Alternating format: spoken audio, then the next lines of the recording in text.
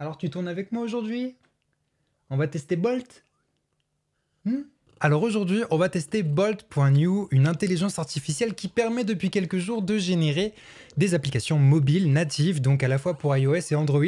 Je ne l'ai jamais testé, j'ai même d'ailleurs jamais testé Bolt, pour être tout à fait honnête. Ah, tu veux partir? Oh attends, Fifi. Bon, on va faire ça sans mon chat. Tu vas te mettre derrière? Bon allez, c'est parti. Application mobile numéro 1. Une to-do list. Si Bolt n'y arrive pas, j'arrête YouTube. LOL. On prend son petit café, juste là. On est français ou on l'est pas, hein. Bolt, c'est quoi? Bolt, c'est ça. Bolt, c'est une intelligence artificielle qui permet normalement de générer des applis mobiles. Enfin, à l'origine, c'était des sites internet.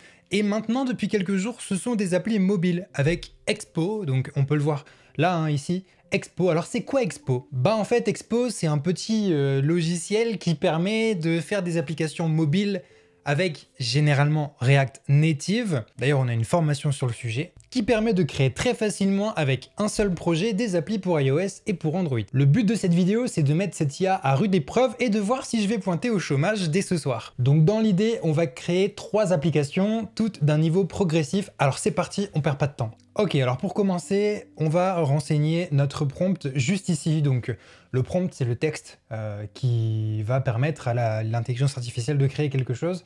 Là, par exemple, ici, on va commencer par une petite application assez simple. Ce sera une application de to-do list. Donc, on va lui dire « Créer une application de to-do list me permettant de créer des listes de tâches. » Bon, je te le dis tout de suite, je n'ai jamais testé Bolt, donc j'ai hâte de voir le résultat. Ce que l'on peut faire aussi, c'est ajouter ici un fichier, donc pour qu'il ait de la visualisation sur ce qu'on va faire, en disant par exemple, tiens, je veux que tu prennes cette interface-là, qu'on trouve par exemple sur Dribbble. Donc tu vas ici sur Dribbble et tu tapes To-Do List App, par exemple. Là, tu vois par exemple une idée de To-Do List avec les listes des tâches, celles qui sont programmées, terminées, etc. Donc ça peut être intéressant. Par exemple, on peut l'enregistrer. On retourne sur Bolt, je viens de recopier le texte puisqu'il s'était effacé. Et juste ici, tu vois, tu as une petite icône qui te permet d'améliorer le prompt. Donc normalement, quand tu cliques ici, bah, ça va donner des spécifications. Pour ça, il faut se connecter. Moi, pour l'instant, je veux pas forcément. Mais ça se trouve, je vais être obligé, en fait, en appuyant sur Entrée. Ok, bon, on va s'inscrire. Bon, comme je suis connecté, je vais directement donner l'interface. Inspire-toi de cette interface. Ok. Et on va également cliquer sur Enhance Prompt pour pouvoir améliorer le prompt. Donc tu vas voir que ça va donner plein d'infos différentes. Le but ici, c'est vraiment que je me place comme étant non pas un développeur qui fait ça depuis ses 8 ans et qui a 20 ans d'expérience derrière lui. Je me mets vraiment à la place de n'importe qui. Tu vois, de vraiment ton voisin qui vient, qui ouvre son PC, il veut créer une appli et basta, pour voir ce que ça vaut. Ok, donc là, je vois qu'il m'a quand même donné pas mal d'informations. Par exemple, il dit d'utiliser le HTML, CSS, JavaScript, Vanilla. Bah déjà là, les mortels, ils savent vraiment pas de quoi on est en train de parler, mais on parle de langage de programmation. On doit normalement pouvoir trier les tâches, ajouter un compteur de tâches restantes, etc. On devrait au niveau des fonctionnalités pouvoir créer une nouvelle tâche, supprimer une tâche, marquer une tâche comme complétée, non complétée, afficher visuellement les tâches complétées, bah évidemment. Ok, bah en fait ça ressemble beaucoup au genre de tuto qu'on fait également dans la formation JavaScript ou même dans la formation React finalement de Believe.me. Toutes ces formations, elles sont dispo directement dans sur believe.me.com ou dans les ressources de cette session si j'y pense. Ok, on est parti, on appuie sur Entrée et normalement, on va avoir une appli qui va se générer. Ok, on a une interface sur la droite qui apparaît et qui nous permet de voir ce qui est en train d'être créé. Alors là, il tape les commandes npm install, tout ça.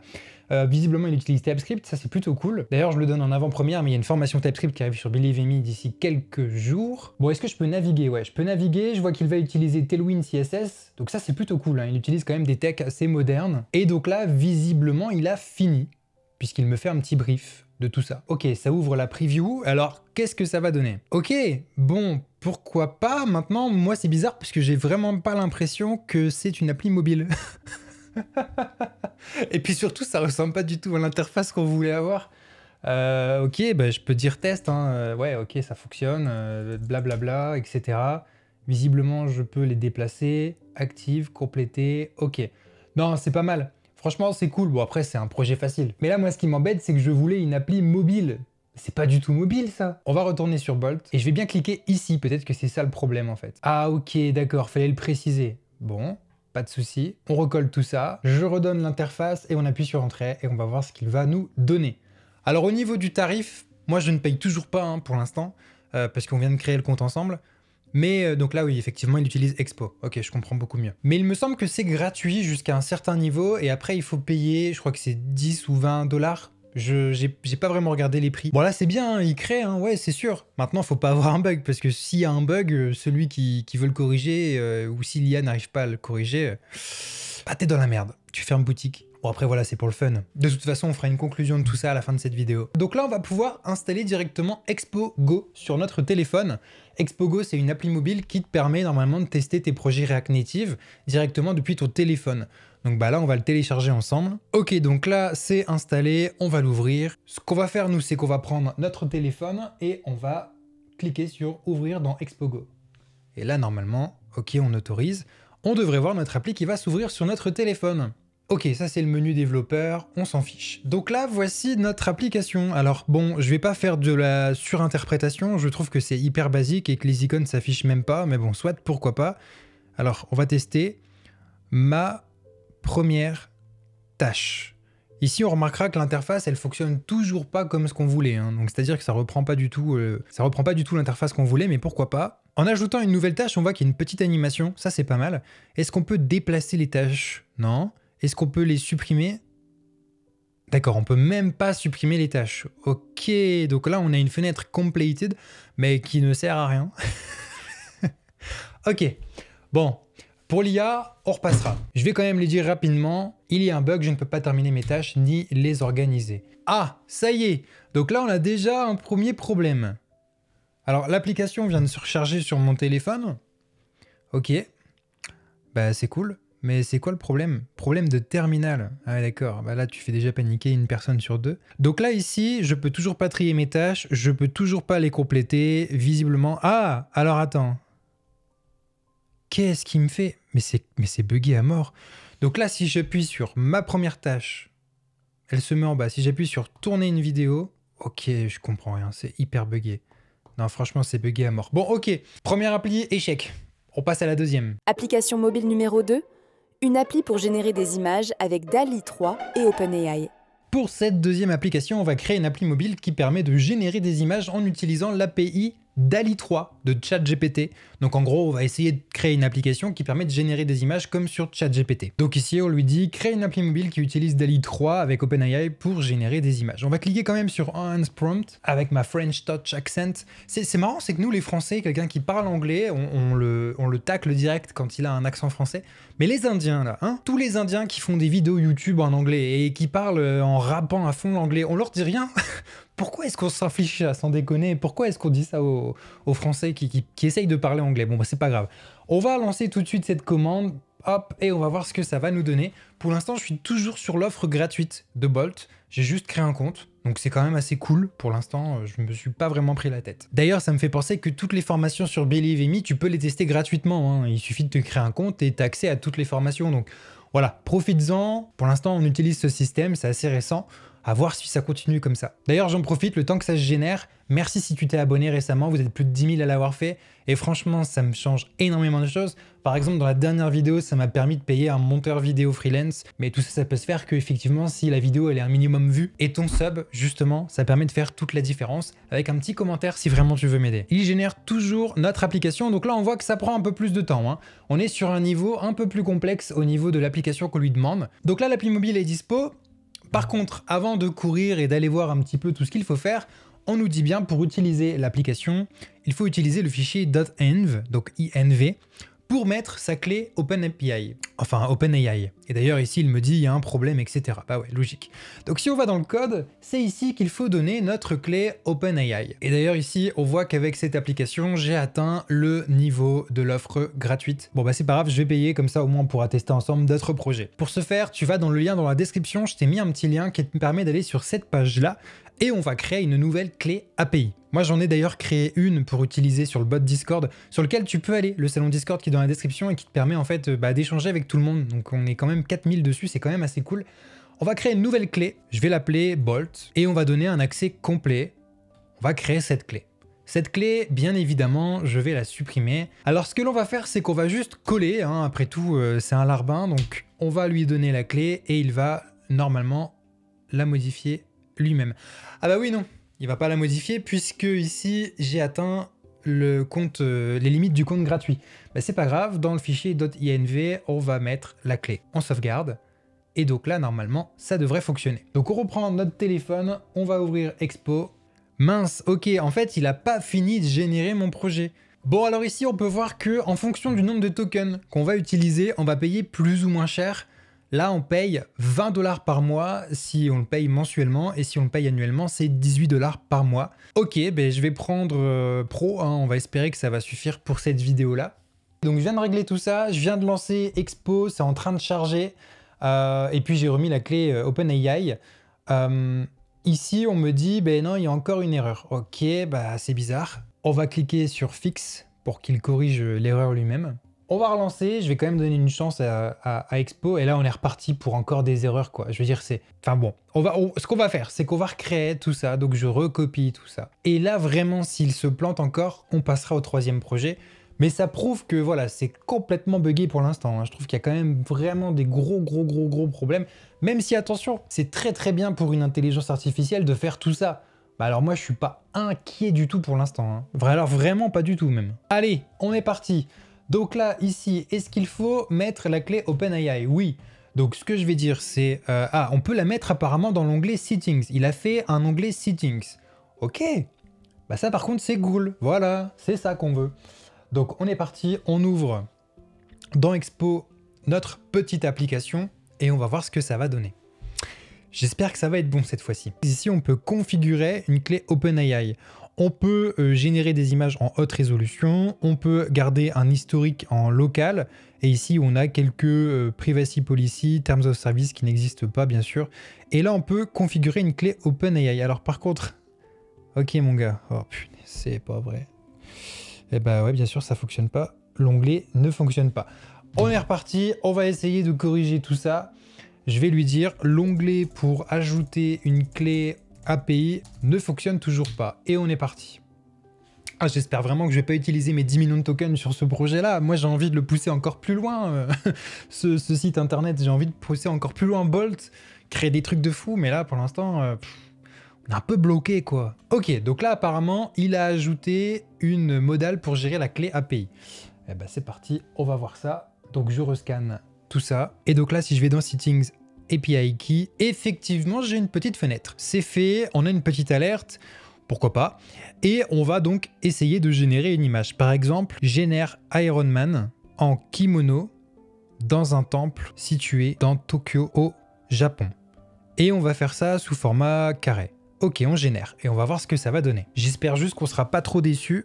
Ok, bon alors effectivement c'est pas Iron Man puisque on n'a pas les droits sur Iron Man avec OpenAI puisque c'est une marque protégée.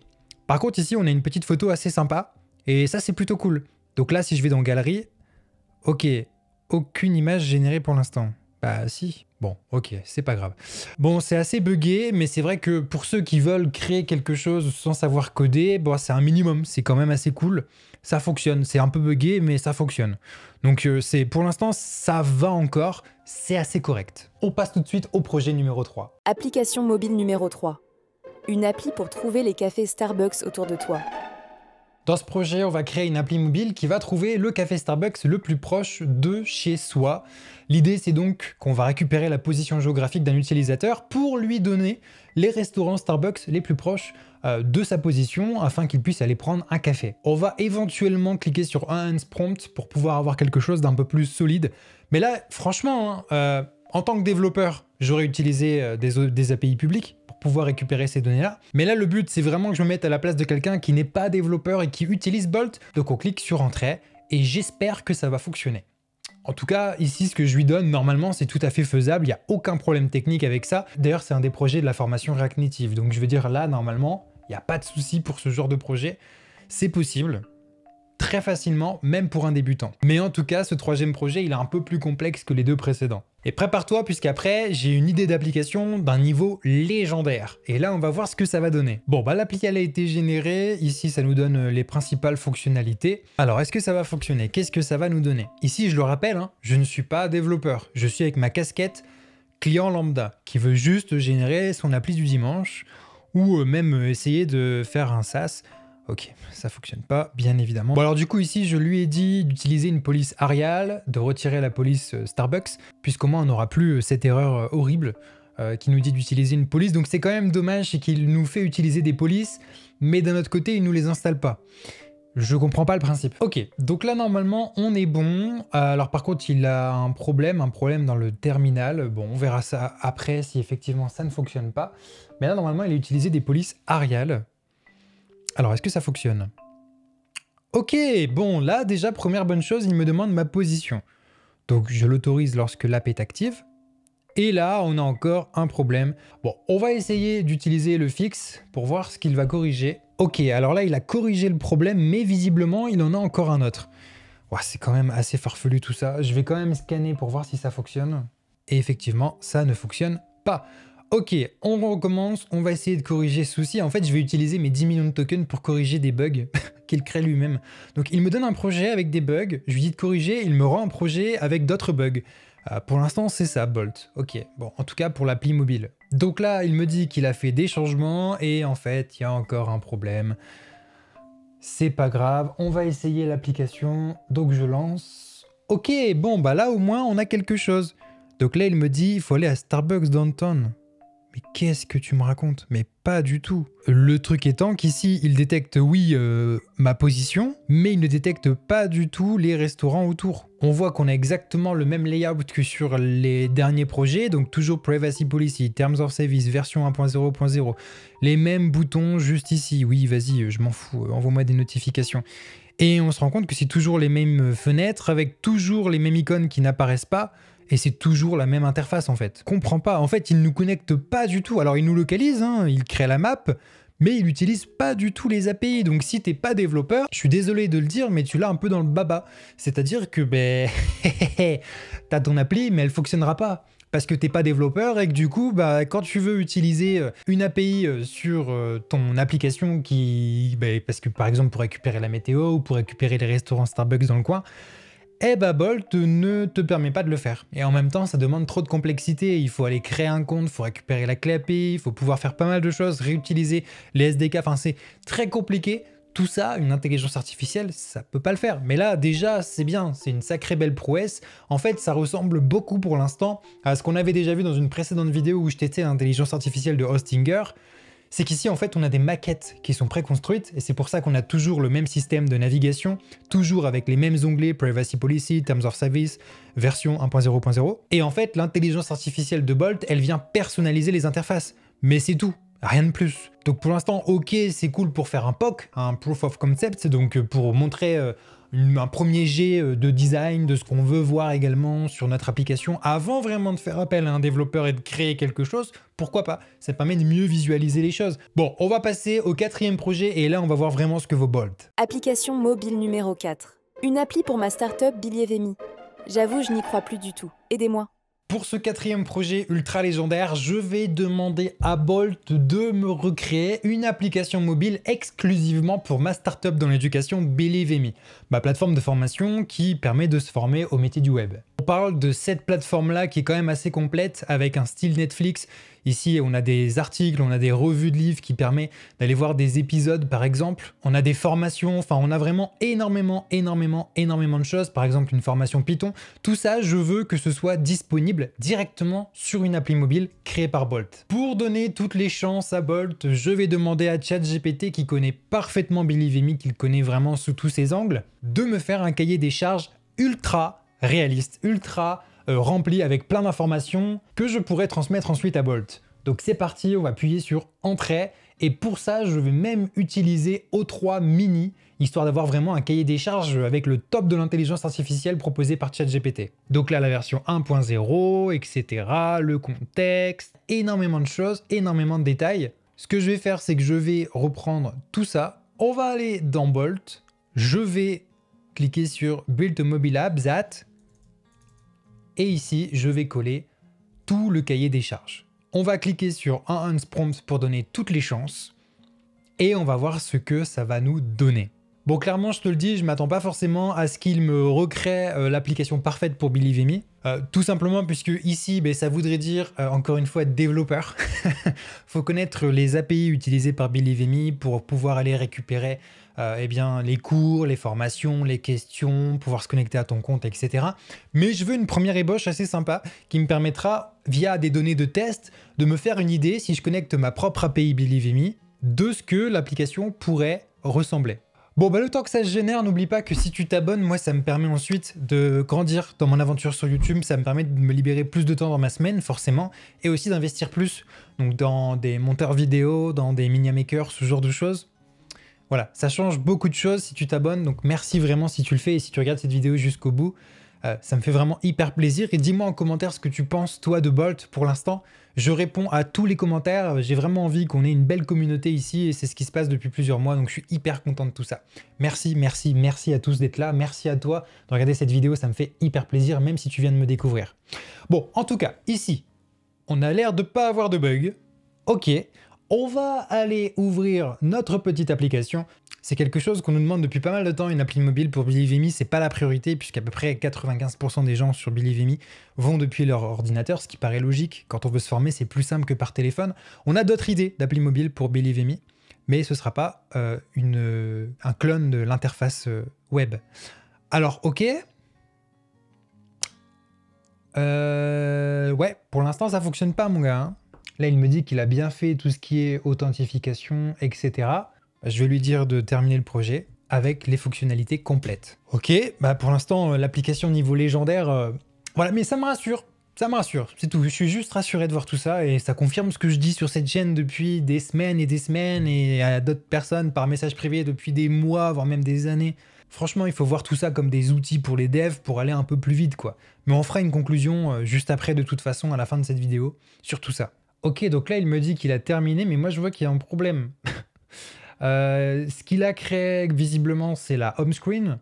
Donc, avec les statistiques, les cours suivis, une page de cours, une page pour le profil, une page qui explique en détail les cours, une page pour suivre les leçons. Donc là, il dit, maintenant, on a plein de choses super intéressantes sur l'appli. Le truc, c'est que quand je regarde mon appli, j'ai visiblement une erreur. On va cliquer sur Fix et on va voir ce que ça va donner. Mais pour l'instant, je me dis que j'ai vraiment perdu 20 balles. Oh mon Dieu. J'aurais préféré mettre 20 € dans autre chose, quoi. Bah, c'est pas grave, hein. On fait du divertissement. On va dire que si ça me permet de te faire économiser 20 €, mets tes 20 € ailleurs, quoi. Sincèrement. Prends-toi un mois de formation sur Believe.me. Bon, alors c'est un peu plus élevé. Le mieux, c'est de t'abonner à l'année. Mais sincèrement, t'apprendras vraiment quelque chose, quoi. Ou alors, à la limite, tu payes 20 € ChatGPT. Et là, au moins, il pourra te donner de vrais conseils. Bon, alors, ok, ça s'installe, ça se met à jour. Donc là, ici, on a une application. Alors, les icônes fonctionnent toujours pas. Je suis sûr qu'on a comme d'hab, voilà, Terms of Service, Contact Us, Help Center. Alors, ça a un petit peu changé. On a un bouton Logout, mais... Ah, ok, ça m'avait connecté. Mais comment ça a pu me connecter? Je m'étais même... Ok. Donc, en fait, le bouton Logout permet de te déconnecter d'un truc et le bouton Sign In permet de te connecter alors que t'as rien. Bon, c'est pas grave. En tout cas, ok, on a une première chose. Les achievements, ça fonctionne pas. Les stats, ça fonctionne pas. Par contre, ici, normalement, ça fonctionne. Ok, la page, elle est sympa. C'est vrai que ça, c'est sympa. Ici, on voit quand même pas mal de petites... Le plan de formation est cool, j'aime beaucoup. Si on clique sur Introduction to JavaScript, on a une petite vidéo. Ok, pourquoi pas, bah, ça aurait été bien que ça mette mes vidéos à moi. Hein. Bon, c'est pas mal, honnêtement, ça aurait pu être pire. Moi, je suis quand même rassuré. Ici, on a des pages qui sont quand même assez intéressantes. Maintenant, le nombre d'ajustements que j'ai dû faire, c'est quand même faramineux. Et là, par exemple, on le voit, enfin, c'est complètement buggé, quoi. C'est vraiment buggé. Je suis certain que quelqu'un qui s'y connaît un minimum fait ça beaucoup mieux. Mais pourquoi pas? Même là, au niveau du profil, c'est quand même très classique. Bon, tout ça, ça fonctionne pas. Bon, tout ça nous amène à une conclusion. Est-ce que finalement, c'est la fin des développeurs? Je pense que tu l'as vu avec tous les projets qu'on a réalisés ensemble dans cette vidéo. Bolt, ça fonctionne une fois sur 3. Ça fonctionne bien pour faire des maquettes. Et encore là, ici, on a toujours le même layout, donc c'est toujours le même style. Il n'y a rien de magique dedans. D'ailleurs, si tu es impressionné par les intelligences artificielles, va voir ma dernière vidéo sur ce qu'est vraiment une intelligence artificielle, et ça dure 10 minutes, mais d'ici 10 minutes, tu vas complètement débloquer et tu vas comprendre qu'il n'y a aucune inquiétude à avoir et que le monde de demain avec Terminator, ça n'est pas prêt d'arriver. Là, ici, la vraie utilité pour moi, c'est sur des mini-projets à la con que tout le monde fait lorsqu'il a 1 heure de programmation avec JavaScript, par exemple une to-do list, ou alors pour faire des maquettes. Pour faire des maquettes, Bolt, c'est bien. Ça permet par exemple à quelqu'un qui n'y connaît rien de montrer à un développeur le genre d'appli qu'il aimerait avoir. Et après, le développeur peut travailler sur la maquette et peut l'implémenter avec lui ses vraies connaissances. Tu peux t'amuser vite fait, mais là par exemple, regarde, on n'a même pas encore parlé de comment est-ce qu'on fait pour mettre en ligne ton application sur l'App Store. Et Bolt ne peut pas le faire tout seul puisque ça demande des contraintes très compliquées avec Android et avec iOS. Faut passer par tout un tas de contrôles, faut créer un compte développeur iOS qui coûte 100 $ par an. Idem avec Google, mais je crois que c'est un peu plus léger, ça doit être 30 $ par an. Donc voilà, pour moi, Bolt, oui, c'est cool puisque ça permet de faire des maquettes. On peut se donner une idée de ce que l'on peut avoir comme appli mobile assez rapidement. Et encore assez rapidement, plus ou moins, puisqu'à chaque fois que ça nous génère un truc, ça nous fait des bugs qu'on doit corriger. Dès que tu veux faire quelque chose d'un peu sérieux, ne te redirige pas vers ça. Dis-moi ce que t'en penses toi, vraiment, je serais hyper intéressé de voir ton point de vue à toi. Allez, on se retrouve dans une prochaine vidéo, n'oublie pas de t'abonner, ça me fait vraiment plaisir et ça m'aide énormément. À bientôt.